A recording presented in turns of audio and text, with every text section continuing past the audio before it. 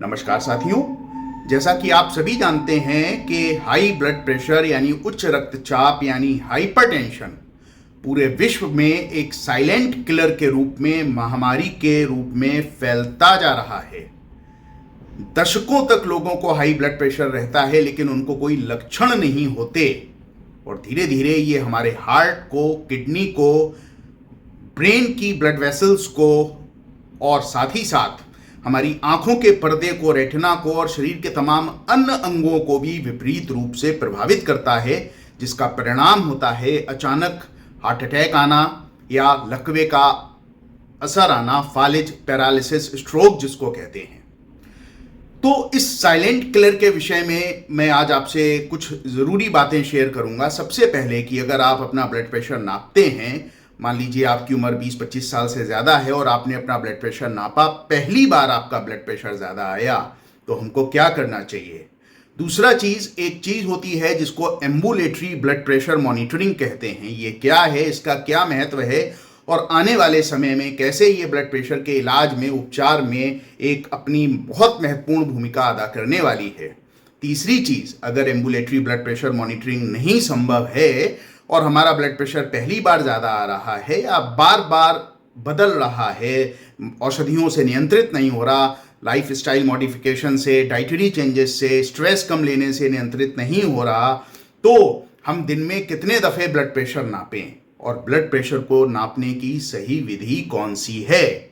नमस्कार, मैं हूं डॉक्टर मानिक कुमार सक्सेना और आज आपके सामने ये सारे प्रश्नों का उत्तर लेकर आया हूं।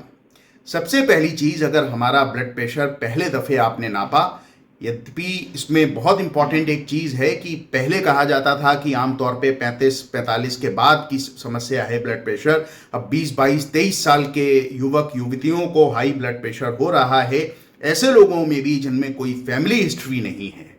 तो 20-22 साल की उम्र के बाद लोगों को हर 6 महीने पे अपना ब्लड प्रेशर नाप के देखना चाहिए या किन्हीं डॉक्टर के यहाँ दिखाना चाहिए। अब मान लीजिए वो ब्लड प्रेशर ज़्यादा आता है तो हम क्या करें। तो इसका जो सबसे उपयुक्त उत्तर है, जो एक आदर्श स्थिति है, इसको एम्बुलेटरी ब्लड प्रेशर मॉनिटरिंग कहते हैं।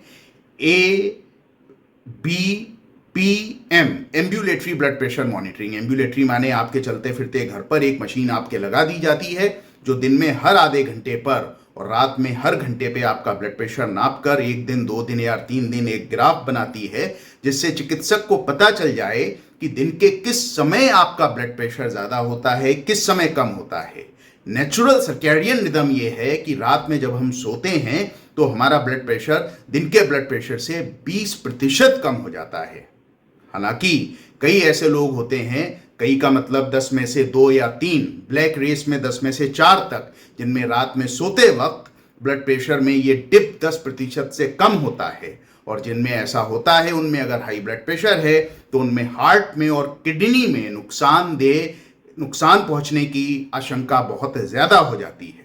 दूसरी चीज़, हमारे बॉडी की जो सर्कैडियन रिदम है उसके अनुसार, जैसा कि मैंने बताया, 20% लोगों को छोड़ दें या 30%, रात में ब्लड प्रेशर सबसे कम होता है, फिर सवेरे के वक्त ये बढ़ना शुरू करता है और 1, 2 या 3 बजे या 4 बजे तक ये मैक्सिमम हो जाता है और फिर धीमे धीमे कम आता है। तो एम्बुलेटरी ब्लड प्रेशर मॉनिटरिंग हमको सारी चीज़ें बताती है कि 24 घंटे में हमारा ब्लड प्रेशर किस तरीके से रिएक्ट कर रहा है, जिसके आधार पर आपके डॉक्टर को औषधि का चयन करने में, औषधि को सवेरे दें, शाम को दें, कैसे दें, इन सब का आकलन करने में सहायता मिलती है।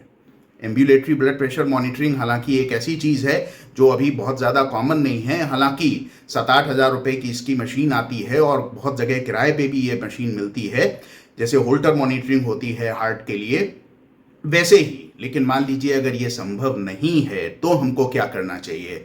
तो ऐसी दशा में हमको लगातार 3 दिन तक, दिन में 4 या 5 बार और तीनों दिन तक समान समय ब्लड प्रेशर नापना चाहिए। जैसे सवेरे उठने के तकरीबन आधे घंटे बाद, जब आप रिलैक्स हो जाएं तब। फिर जैसा कि मैंने बताया, दिन के समय धीरे धीरे ब्लड प्रेशर चढ़ता है तो तकरीबन 11 बजे, 1 बजे, 4 बजे, 7 बजे और सोते समय ये 4-5 रीडिंग्स आप 1 दिन, 2 दिन, 3 दिन बना के चार्टिंग करें और अपने चिकित्सक के पास लेकर जाएं तो उनको बहुत सुविधा होगी आपके ब्लड प्रेशर की दवा को डिसाइड करने में और दवा को कितने बजे देना है, दवा का डोज। दूसरी चीज, मान लीजिए आप पहले से ब्लड प्रेशर के रोगी हैं और आपका ब्लड प्रेशर बहुत फ्लक्चुएट कर रहा है, तो फ्लक्चुएशन के समय में भी ये बड़ा आवश्यक हो जाता है कि हम लगभग 24 आवर्स देखें कि ब्लड प्रेशर में फ्लक्चुएशन कब ज़्यादा हो जाता है, कब सामान्य रहता है, कब सामान्य से कम रहता है। इस समय इससे हमको ये पता चलता है औषधि का डोज कितना देना है और औषधि हमको कितने समय देनी है। आदर्श रूप से जैसा कि मैंने बताया, इसके लिए मशीन है एम्बुलेटरी ब्लड प्रेशर मॉनिटरिंग, लेकिन अगर वो संभव नहीं है तो दिन में 5 दफे लगातार 3 दिन तक ब्लड प्रेशर अगर आप नापते हैं तो भी आपके चिकित्सक को बहुत सहायता हो जाती है आपके इलाज के लिए। तो ये तो आपसे मैंने बात करी कि ब्लड प्रेशर की सर्कैडियन रिदम क्या होती है, यानी ब्लड प्रेशर दिन के और रात के अनुसार कैसे बदलता है। रात में जिनका ब्लड प्रेशर 10% से कम होता है दिन के ब्लड प्रेशर की तुलना में, उनमें हार्ट अटैक और किडनी के जो हानिकारक असर हैं ब्लड प्रेशर के वो ज़्यादा होते हैं। तीसरी चीज़ बताई आदर्श स्थिति है एम्बुलेटरी ब्लड प्रेशर मॉनिटरिंग, और चौथी चीज़ बताई अगर वो संभव नहीं है तो घर पर ब्लड प्रेशर नापिए। अब कुछ और चीज़ों के विषय में मैं बताता हूँ। कभी कभी व्यक्ति को ब्लड प्रेशर नहीं होता, लेकिन डॉक्टर के क्लिनिक में अगर ब्लड प्रेशर नापते हैं तो उनका ब्लड प्रेशर ज़्यादा आता है। इसको व्हाइट कोट हाइपरटेंशन कहते हैं। कुछ लोग ऐसे होते हैं, हालांकि रात में ब्लड प्रेशर कम होता है, लेकिन कुछ लोग ऐसे होते हैं जिनका ब्लड प्रेशर रात में ही बढ़ता है। इनको नॉक्टर्नल हाइपरटेंसिव्स कहते हैं। कुछ लोग ऐसे होते हैं जो मास्क हाइपरटेंशन कहलाता है। जब वो क्लिनिक वगैरह कहीं जाते हैं उस समय बॉडी की कुछ मैकेनिज्म, मेटाबॉलिज्म या यूं कह लें होम्योस्टेसिस ऐसे होती है कि उनका ब्लड प्रेशर उस वक्त सामान्य आता है, लेकिन दिन के अन्य समय बढ़ा हुआ आता है। तो सबसे बढ़िया होता है कि हम घर पर मशीन रखें और स्वयं से ब्लड प्रेशर को नापें। अब मान लीजिए हमको नया ब्लड प्रेशर पता चला, हमने 3 दिन तक ब्लड प्रेशर को नापा। जैसे मैंने आपको बताया, उठने के तकरीबन आधे घंटे बाद, फिर 11 बजे, 1 बजे, 4 बजे, 7 बजे और सोते समय, और 3 दिन का ये चार्ट बनाकर हम अपने चिकित्सक के पास ले गए। या हमको पहले से ब्लड प्रेशर है, डॉक्टर ने दवा शुरू कर दी है, तो यहाँ पर एक चीज उल्लेखनीय है कि दिन के एक समय अगर आप ब्लड प्रेशर नाप रहे हैं तो इसका ये तात्पर्य नहीं कि पूरे दिन आपका ब्लड प्रेशर नॉर्मल है, या एक वक्त आप ब्लड प्रेशर नाप रहे हैं उस वक्त ज्यादा आ रहा है तो जरूरी नहीं अन्य समय भी ज्यादा आए। इसीलिए एम्बुलेटरी ब्लड प्रेशर मॉनिटरिंग, और अगर वो नहीं है तो दिन में 5-6 दफे जो मैंने आपको ब्लड प्रेशर नापने के समय बताए, ब्लड प्रेशर नापने की उपयोगिता होती है। अब अगली चीज आती है कि घर पर हम ब्लड प्रेशर कैसे नापें। ये मैं आप सभी से कहना चाहता हूं कि आप सभी को अपने घर पे, अब तो बहुत आसान हो गया है, इलेक्ट्रॉनिक मशीन्स आ गई हैं, अच्छी ब्लड प्रेशर नापने वाली मशीन रखनी चाहिए। एक जापानीज कंपनी है ओमरॉन। मेरा इसमें कोई किसी किस्म का आर्थिक लाभ नहीं है, लेकिन आमतौर पे मैं देखता हूं कि उसकी रीडिंग्स काफ़ी उचित होती हैं, काफ़ी परफेक्ट होती हैं, नियर एक्यूरेट होती हैं। बाकी आप किसी भी अच्छी कंपनी का, 4-5 अच्छी कंपनी हैं, उनका ब्लड प्रेशर की मशीन ले सकते हैं। अब कैसे हम सही तरीके से ब्लड प्रेशर को नापें? तो सबसे पहले तो साथियों, जैसा कि मैंने कहा, मशीन अच्छी कंपनी की होनी चाहिए। दूसरा, जब हम ब्लड प्रेशर नाप रहे हैं तो उसके नापने के 10 मिनट पहले हमको शांति से थोड़ी देर बैठना अथवा लेटना चाहिए। ब्लड प्रेशर नापने के आधे घंटे पहले चाय, कॉफ़ी या कोल्ड ड्रिंक जिनमें कैफीन होता है, या टोबैको, स्मोकिंग, इन सब का सेवन हमको नहीं करना चाहिए। अगली जो चीज़ है, ब्लड प्रेशर हम बैठ के लेंगे, और बैठ के ऐसे लेंगे पैर हवा में ना लटकें, पैर जमीन पर स्पर्श करें। अगली जो चीज़ है, क्रॉस लेग ना करें, पैर के ऊपर पैर चढ़ाकर ना बैठें। फिर आपको पता है जब हम ब्लड प्रेशर लेते हैं तो यहाँ पर ब्लड प्रेशर का कफ बांधते हैं, तो ऐसे में हम अपने इस हाथ के इस हिस्से को किसी सतह पर, समतल सतह पर रेस्ट करें, वहाँ पर वो हवा में ना लटका रहे। और ब्लड प्रेशर की मशीन को, इस कफ को यहाँ पर बांधते हैं, इस तरीके से बांधें कि ब्लड प्रेशर की मशीन और हार्ट का लेवल लगभग एक जैसा रहे। इसके अलावा ब्लड प्रेशर का कफ जब हम बांधते हैं तो कपड़े के ऊपर ना बांधें, स्किन के ऊपर उसको बांधें। और ये एल्बो का बेंड है, इस एल्बो के बेंड के कम से कम 2 अंगुल पहले कफ का निचला हिस्सा खत्म हो जाए। ये ब्लड प्रेशर के उपकरण से आपको कैसे अपने टाइट करना है और कैसे सारी चीज़ें करनी हैं उसके विषय में हुआ। फिर उसके बाद आप बटन दबाएं और ब्लड प्रेशर को शांतिपूर्वक देखें बिना घबराए हुए। एक बार जो ब्लड प्रेशर आया उस वक्त आपने 2 या 3 रीडिंग ली 1-1 मिनट के अंतर पे और उनका औसत एवरेज निकालकर लिख लिया कि सवेरे 7 बजे जागने के आधे पौन घंटे बाद मेरा ब्लड प्रेशर इतना था। याद रखिए, एक रीडिंग नहीं, 2 या 3 रीडिंग और उनका एवरेज निकाल के आपको लिख कर रख लेना है।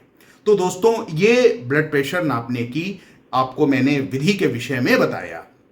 दूसरा जो चीज है, अब मान लीजिए आपने ब्लड प्रेशर की दवा खाना शुरू कर दी, तो शुरुआत में तो हफ्ते में 3 दिन में कम से कम 2 दफे, एक बार सुबेरे के वक्त, एक बार शाम के वक्त अपना ब्लड प्रेशर जरूर नापें और फिक्स समय पे नापें। जितने समय पे आज नापा उतने समय पे अगले दिन या उसके अगले दिन जब भी आपको नापना हो। और जब ब्लड प्रेशर आपका कंट्रोल रहने लगे तो हफ्ते में कम से कम 1 दफे अपना ब्लड प्रेशर जरूर नापें। मान लीजिए आपका ब्लड प्रेशर सामान्य रहता है तो हर 6 महीने में एक बार इस तरीके से घर के सभी सदस्य अपना अपना ब्लड प्रेशर नापें। एक चीज जो मैं आपको बताने जा रहा हूं, ये आने वाले समय में बहुत बड़ी वैश्विक आपदा होने वाली है कि blood pressure, high blood pressure की वजह से सडन हार्ट अटैक होना, उससे कार्डियक अरेस्ट होना या लकवा होना, फालिज होना। आजकल हालांकि उसको बहुत ज्यादा कोविड वैक्सीन या कोविड से जोड़कर देखा जा रहा है। ये भी एक किस्म का मास हिस्टीरिया है। मास हिस्टीरिया का मतलब ये हो गया कि एक चीज चलती है तो बहुत सारे लोग उसको सही मानने लगते हैं, जबकि वो चीज पूरी तरीके से सही नहीं होती। जब कोविड नहीं था, कोविड की वैक्सीन भी नहीं थी, उसके पहले भी sudden cardiac arrest, sudden heart attack बहुत सारे लोगों को होता था। अब चूंकि उसको एक घटना से जोड़ दिया गया है तो उसका मीडिया हाइप या पब्लिक में जिसको मास हिस्टीरिया कहते हैं वो बहुत ज्यादा हो गया है। तो मेरा आप सभी से ये निवेदन है कि अगर आपका ब्लड प्रेशर ज़्यादा है तो आपको किस तरीके से उसको मॉनिटर करना है। Self monitoring is the tool. अगर आपको पता ही नहीं चलेगा कि आपका ब्लड प्रेशर कितना रह रहा है तो आप कभी भी उस ब्लड प्रेशर को सही तरीके से नियंत्रित नहीं कर पाएंगे, जिसकी परिणति जो होगी वो ईश्वर ना करे हार्ट अटैक, किडनी फेलियर या लकवा या आंखों के पर्दे की खराबी के रूप में हो सकती है।